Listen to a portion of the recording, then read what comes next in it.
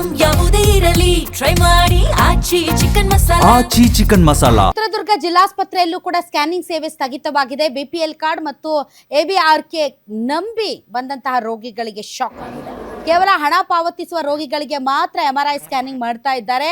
ಉಚಿತ ಎಂಆರ್ಐ ಸೇವೆ ನಂಬಿ ಬಂದಂತಹ ರೋಗಿಗಳು ಸಂಕಷ್ಟವನ್ನ ಎದುರಿಸ್ತಾ ಇದ್ದಾರೆ. ಮೊನ್ನೆಯಿಂದ ಉಚಿತ ಸೇವೆ ಬಂದ್ ಮಾಡಿದ್ದಾರೆ. ಖಾಸಗಿ ಏಜೆನ್ಸಿ ಮೂಲಕ ಎಂಆರ್ಐ ಸ್ಕ್ಯಾನಿಂಗ್ ವ್ಯವಸ್ಥೆ ಕಲ್ಪಿಸಿತ್ತು ಸರ್ಕಾರ. ಆದ್ರೆ ಸರ್ಕಾರದಿಂದ ಹಣ ಬಂದಿಲ್ಲ ಅಂತ ಈಗ ಅಲ್ಲೂ ಕೂಡ ಪರದಾಡುವಂತಹ ಪರಿಸ್ಥಿತಿ ನಿರ್ಮಾಣ ಆಗಿದೆ.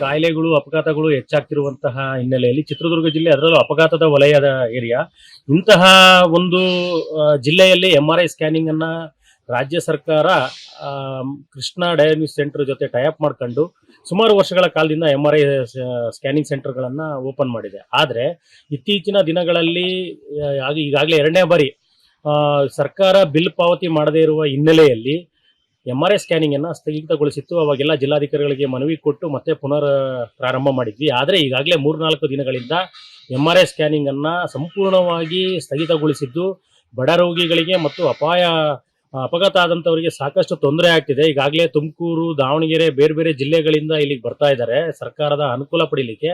ಆದರೆ ಸರ್ಕಾರ ಈ ಬರ್ತಕ್ಕಂಥವ್ರಿಗೆ ಒಂದು ಮಾರಣ ಹೋಮವನ್ನ ಪ್ರಾರಂಭಿಸುವಂತ ದಿನಮಾನಗಳು ಎದ್ದು ಕಾಣ್ತಾ ಇದ್ದಾವೆ.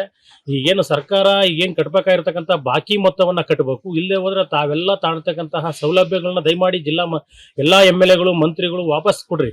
ತಾವುಗಳು ಕಾರ್ಗಳಲ್ಲಿ ಓಡಾಡೋದು ಬಿಡ್ರಿ. ಫಸ್ಟ್ ಎಂಆರ್ಐ ಏನು ಬಾಕಿ ಮೊತ್ತವನ್ನ ಕಟ್ಟಿ ಬಡವರ ಪ್ರಾಣವನ್ನ ಉಳಿಸ್ಬೇಕು. ಸಿದ್ದರಾಮಯ್ಯನವರೇ ಹಾಗೂ ದಿನೇಶ್ ಗುಂಡೂರಾವ್ರವರೇ ಚಿತ್ರದುರ್ಗದ ಕಡೆ ಗಮನ ಹರಿಸ್ಬೇಕು. ನೀವು ಯಾವುದಕ್ಕೆ ನೀವು ನಿಮ್ಮೂರಿನಿಂದ ವಿಶ್ವ ಮಟ್ಟದವರೆಗೆ ರಾಜಕೀಯ, ಸಿನಿಮಾ, ಸ್ಪೋರ್ಟ್ಸ್ ಯಾವ ಸುದ್ದಿಯೂ ಮಿಸ್ ಆಗಲ್ಲ. ಬರೀ ಸುದ್ದಿಯಷ್ಟೇ ಅಲ್ಲ, ಜೊತೆಯಲ್ಲೇ ಇರುತ್ತೆ ವಿಶ್ಲೇಷಣೆ. ಗ್ಯಾರಂಟಿ ನ್ಯೂಸ್ ನ ಸಬ್ಸ್ಕ್ರೈಬ್ ಮಾಡಿ, ಫಾಲೋ ಮಾಡಿ, ಕ್ಷಣ ಕ್ಷಣದ ಅಪ್ಡೇಟ್ಸ್ ಪಡೆಯಿರಿ.